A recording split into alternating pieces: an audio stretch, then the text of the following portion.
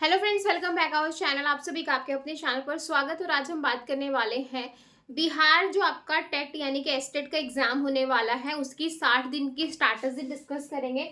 आप सभी को पता है कि वो एग्जाम आपका मार्च में आपका होगा, ठीक है। तो आपके पास जनवरी, फरवरी और मार्च में आपका एग्जाम है।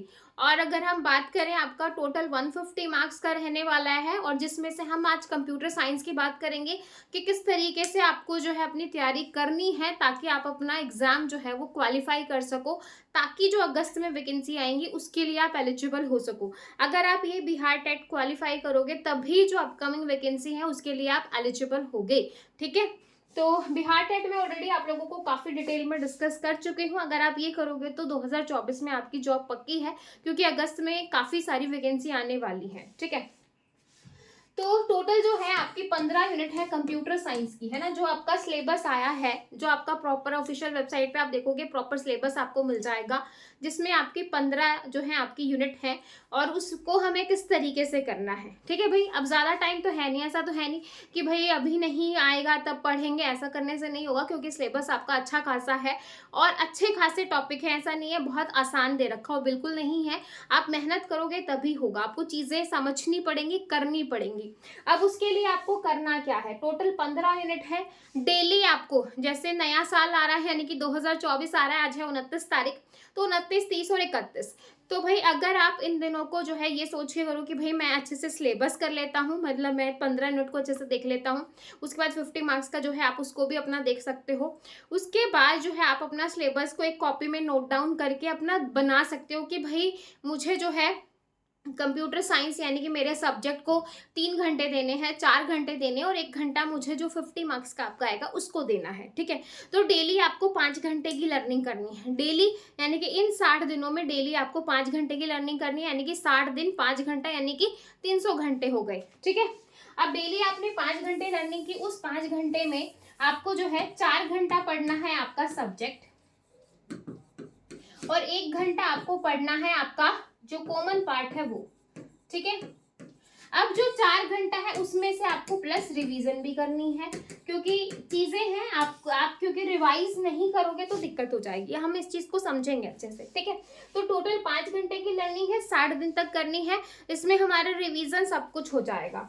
तो ये हमारी टोटल 15 यूनिट है। मैंने यहाँ पे लिखी है सबसे पहले आपका डिजिटल इलेक्ट्रॉनिक, जैसे आपका सिलेबस लिखा है वैसे मैंने यहाँ पे लिखा है। डिजिटल इलेक्ट्रॉनिक के साथ ही आपका कंबाइन है कंप्यूटर ऑर्गेनाइजेशन एंड आर्किटेक्चर, क्योंकि इस दोनों के अंदर, इसके अंदर भी आपके डिजिटल के काफी सारे टॉपिक्स हैं, तो इन दोनों को मिला के आपका एक ही यूनिट आप मान सकते हो। उसके बाद है प्रोग्रामिंग एंड डेटा स्ट्रक्चर, आपका एल्गोरिथम। डेटा स्ट्रक्चर और एल्गोरिथम को हम एक साथ पढ़ते हैं, तो आप इसको भी एक यूनिट बना सकते हो। Operating system, database management system, computer network, software engineering, object oriented programming, web based application development, and most important that is theory of computation. क्योंकि ये जो थ्योरी ऑफ कंप्यूटेशन है ना, ये हर टीजीटी पीजीटी एग्जाम में देखने को नहीं मिलता है, क्योंकि ये नेट के एग्जाम में आता है। तो थोड़ा सा ये आपको टफ लग सकता है, लेकिन बहुत ही इंटरेस्टिंग और बहुत ही आसान सब्जेक्ट है। अगर आप इसको एक बार समझ गए ना तो आपको इससे आसान टॉपिक नहीं लगेगा। 12th पे है आपका इंटरनेट ऑफ थिंग्स, उसके बाद है artificial intelligence, fundamental of e commerce, and last है आपका मल्टीमीडिया। तो टोटली आपकी 15 यूनिट है ना, 15। अगर आप अपना सिलेबस देखोगे तो नीचे इनके सब टॉपिक्स भी मेंशन है, ठीक है। सिलेबस में आपका टेलीग्राम पर डाल दूंगी, जिन बच्चों के पास है बहुत बढ़िया, जिनके पास नहीं है आप वहां से देख सकते हो, ठीक है। अब इन 15 यूनिट में से क्या करना है आपकी एक कॉपी है, ठीक है। अब ये जो 3 दिन है ना इस साल के 29, 30 और 31, ये जो 3 दिन, क्योंकि 1 तारीख से तो आपको पढ़ना शुरू कर देना है। अब इन 3 दिनों में आपको अपनी कॉपी पे लिखना है। अब इन 15 यूनिट में से कुछ सब्जेक्ट ऐसे होंगे जो आपको अच्छे से आते हैं, या कुछ ऐसे होंगे जो आपको बिल्कुल नहीं आते, जो आपने पढ़े ही नहीं है, ठीक है, इस तरीके के होंगे। या कुछ ऐसे होंगे जो आपको थोड़े थोड़े आते हैं, या फिर कुछ बच्चों के लिए ऐसा होगा कि भाई उनको सब कुछ ही थोड़ा थोड़ा आता है ना। तो इस ये जो है वो अलग अलग जो है स्टूडेंट के अकॉर्डिंग रहेगा। आप अपना जो है कॉपी में इस तरीके से बना लेना जो आपको सब्जेक्ट आते हैं, ठीक है। सपोज इधर आते हैं और इधर नहीं आते, ठीक है, और इसके बीच में कुछ आता है और कुछ नहीं आता, और यहाँ पे आते हैं, ठीक है। इस तरीके से मैंने ये मार्किंग कर दी। अब जो आते हैं आप यहाँ पे उनका मेंशन कर दो, जो नहीं आते वो मेंशन कर दो, और जो बिल्कुल नहीं आते उनको तो फिर आपको थोड़ा और एक्स्ट्रा एफर्ट देना पड़ेगा। अब मैंने यहाँ पे ये मार्किंग क्यों करवाई है, मार्किंग इसलिए करवाई है कि जो सब्जेक्ट आपको आते हैं उनके लिए आप कम दिन रखो, यानी कि क्योंकि वो आपके जल्दी हो जाएंगे, है ना, जैसे 2 दिन में 3 दिन में आप उस सब्जेक्ट को खत्म कर दोगे। तो इस तरीके से, है ना, इस तरीके से आप डिवाइड करो। जैसे टोटल 15 यूनिट है और मैं एक एवरेज ऑन एन एवरेज मान के चलूँ कि 3-3 दिन में आपको एक एक सब्जेक्ट को खत्म करना है। अब आप सोचोगे मैडम 15 सब्जेक्ट 3 दिन में एक सब्जेक्ट कैसे खत्म होगा? देखो भाई, कंपेटिटिव एग्जाम है और आपको कंपेटिटिव एग्जाम के अकॉर्डिंग ही पढ़ना है, उसी के अकॉर्डिंग सोचना है, ठीक है। आपको ऐसा नहीं करना कि भाई आपको कॉलेज नहीं है 6 महीने आप एक ही बुक पढ़ते रहोगे, बिल्कुल ऐसा नहीं है। आपको 3 से 4 दिन में एक बुक को खत्म करना ही पड़ेगा, ठीक है। और साथ में आपको जो है कुछ अपने मेन चीजों को लिखना भी पड़ेगा, ताकि जो है आपको एक अच्छी तैयारी आपकी हो सके, ठीक है।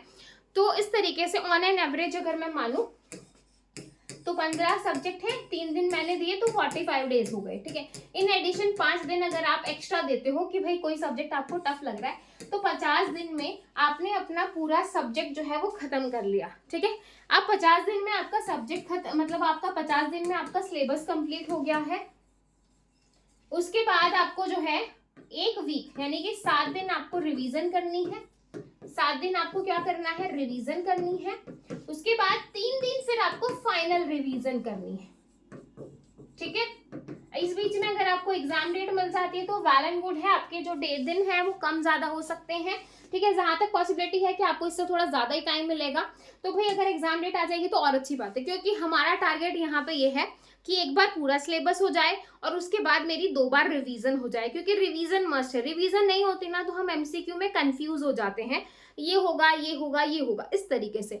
तो इस तरीके से आपको करना ही पड़ेगा, इस तरीके से करोगे तभी आपका होगा। अगर आप ये सोचो कि मैं एक ही सब्जेक्ट को 10 दिन लगा दूं तो ऐसा पॉसिबल नहीं है। आपको जो है एक स्मार्ट तरीके से तैयारी करनी है, अपने मेन नोट्स बनाने हैं। पीजीटी में ऑपरेटिंग सिस्टम से कैसे कैसे क्वेश्चन आते हैं, कहाँ से क्वेश्चन आते हैं, आपका जो सिलेबस है सिर्फ उसी पर फोकस रहे। एक्स्ट्रा करने की ना सोचे कि भाई ये भी कर लेता हूँ क्या पता यहाँ से भी आ जाए, बिल्कुल ऐसा मत सोचो। जो आपके सब टॉपिक मेंशन है आपको वही करना है, आप एडिशनल चीजों के पीछे नहीं जाएंगे। अगर जाएंगे तो फिर दिक्कत हो जाए, क्योंकि ऑलरेडी आपका सिलेबस इतना सारा है, ठीक है। तो आप अपने सिलेबस पे ही फोकस रहें। आई होप आपको जो है चीजें जो है समझ में आई होंगी।